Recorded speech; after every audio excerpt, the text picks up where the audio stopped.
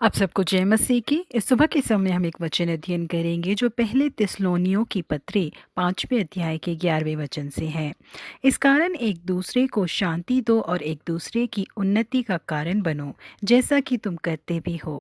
512 ईसा पूर्व दारा नाम से जाने जाने वाले पेर्सिया के प्रथम राजा ने अपनी सेना को काले सागर के उत्तरी ओर में रहने वाली एक जाति को हराकर उस जगह को पकड़ने के लिए गए।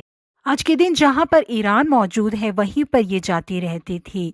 अपनी वीरता के लिए बेहद मशहूर थे ये बंजारे लोग। प्रथम राजा दारा उनके विरोध में युद्ध करने आने वाले हैं जानने वाले इन बंजारे लोगों ने उनको एक खत लिखकर भेजा।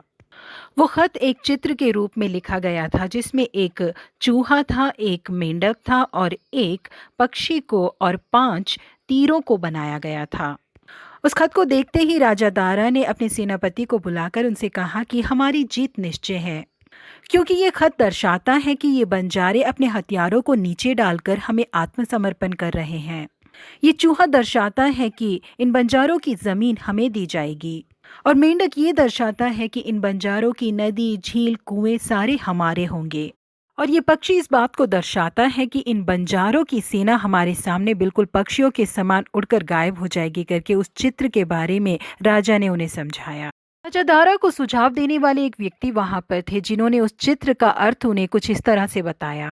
मुझे लगता है कि ये खत इस अर्थ से लिखा गया है कि अगर तुम पक्षी के समान आकाश में न उड़ गए और मेंढक की समान पानी में न छुप गए और चूहों की तरह बिल में न छुप गए, तो इस बंजारों की सेना के तीर के द्वारा तुम सारे घात किए जाओगे। समय तक बहुत हिम्मत के साथ रहने वाले राजा दारा दूसरी सुझाव उन्हें मिलते ही बहुत घबराने लगे। उसके बाद वो आगे नहीं बढ़ सके। वो वापस अपने देश को लौट कर चले गए। जी हाँ, प्रिय परमेश्वर के लोगों, आज के दिन भी कई शब्द हमारी ओर आते हैं जो हमारी हिम्मत को तोड़ना चाहते हैं। जब हम उन्हें अपने अंदर लेते हैं तो हमारी हिम्मत को हम खो बैठते हैं। हमारा हृदय बिल्कुल पानी के समान पिघल जाएगा। इसलिए हमें बहुत ही सावधान रहना चाहिए कि हमारे आसपास किस तरह की बातें करने वाले लोग मौजूद रहते हैं। दाऊद जब अपने भाइयों से मिलने के लिए युद्ध भूमि में पहुंचे थे तो इजरायली लोग सारे गोलियत को देखकर घबरा रहे थे। गोलियत जीवित परमेश्वर की सेना को देखकर मजाक उड़ा रहा था। तब दाऊद ने उन पुरुषों से जो उसके आसपास खड़े थे पूछा, जो उस फिलिस्ती को मारकर इजरायलियों की नामधराई दूर करेगा, उसके लिए क्या किया जाएगा।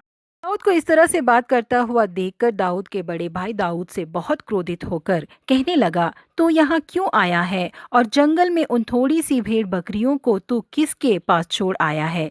तेरा अभिमान और तेरे मन की बुराई मुझे मालूम है। तू तो लड़ाई देखने के लिए यहाँ आया है। दाऊद ने कहा, अब मैंने क्या किया है? तेरे आने का कोई मकसद है? विश्वास करने वाले दाऊद अपने बड़े भाई को छोड़कर उनकी हिम्मत बढ़ाने की बातें बोलने वाले लोगों के पास चले गए। दाऊद के विश्वास को देखकर उन्हें राजा साउल के पास ले जाया गया। साउल के सामने भी अपनी पुरानी जीतों को बताकर दाऊद ने अपने विश्वास को और हिम्मत को जताया। हिम्मत को तोड़ने वाली बातें करने वाले लोगों को छोड़कर हिम्मत को बढ़ाने वाले लोगों को ढूंढ के जाने की वजह से दाऊद अकेले ही गोलियत को हरा पाए थे। जी हाँ, प्रिय परमेश्वर के लोगों, हमें ऊंचाई तक पहुंचाने के लिए हमें हिम्मत दिलाने वाले लोगों की हमारे चारों ओर जरूरत है। अपने शब्दों के द्वारा हमें हिम्मत देने वाले लोगों को हमें हमेशा अपने साथ रखना चाहिए, क्योंकि ऐसे लोग ही हमारे लिए बहुत बड़ी संपत्ति होते हैं। ऐसे लोगों को ही परमेश्वर हमारे जीवन में दे। प्रभु आप सबों को आशीषित करे। Have a blessed week ahead.